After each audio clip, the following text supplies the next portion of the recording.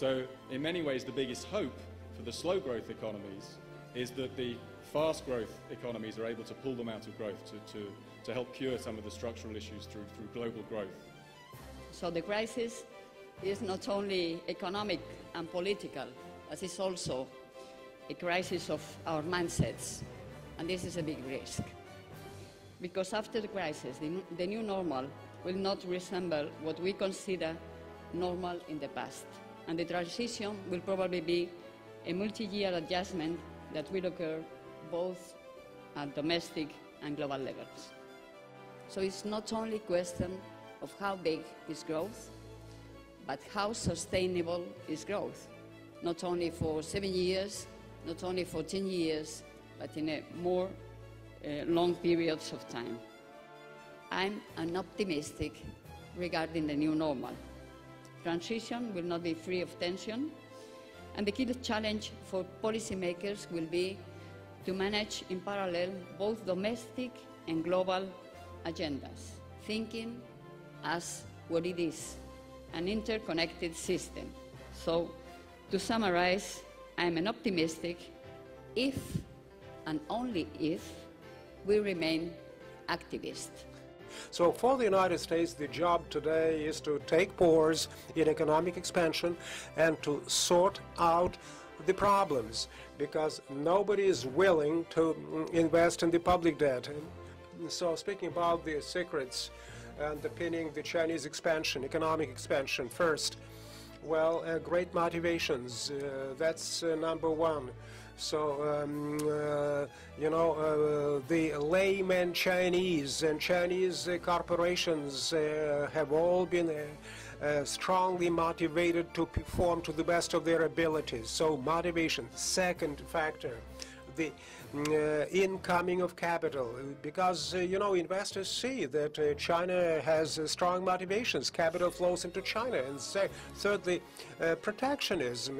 What happens? Speaking about protectionist policies, well, given the crisis, protectionist measures started to be enforced.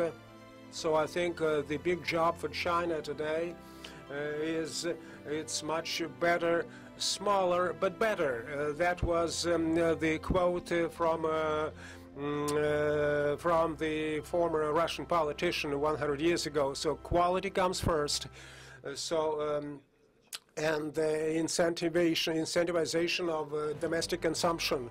And just like globalization may lead to negative spillover effects during the crisis, so it is the case that anti-crisis measures of some of the large countries may spill over in a positive way through positive spillovers to other countries. But in the end, I think it's also a healthy thing that this withdrawal of fiscal stimulus will guide a lot of these countries towards a more sustainable trajectory, and they will be more guided by rules rather than discretion. And that's the hope that I see going forward, that the future world economy that will emerge after this crisis will be an economy that operates on rules rather than discretion. Happens next. So in the United States, is the debt ceiling going to be an issue, or is it the budget deficit going to be an issue? Europe, I think we all understand Greece. The question is, does it go beyond Greece? There are questions of emerging markets, bubbles, and I think we've seen a lot of, obviously, some of the liquidity, fiscal stimulus, monetary stimulus flowing into Brazil and others. And I think what's going to happen is that we'll see the convergence in terms of the growth performance between Europe and the US. Europe is going to look more like the US looked before the crisis, and the US is going to slow down. What is happening in Europe now is that because the crisis and because the financial markets are forcing the hands of the governments to implement the structural reforms that were for so long needed in many of these countries, Spain, Greece, Portugal. What we're seeing in Europe is unprecedented period which will lay the foundations of the faster economic growth in Europe. We need to understand that we are up against the contradiction of the global economy. The global flows of goods and money, but national regulatory systems. And we're facing the need of creating supranational regulatory bodies. And then we need to be talking about increasing its assets. And there'll be more participation on the part of the developing economies such as China, and they may be paying with their resources, with their assets, for being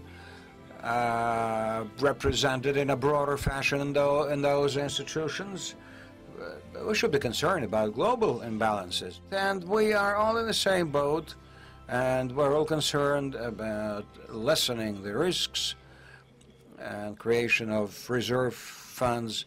The creation of global institutions is an important step towards diminishing those risks.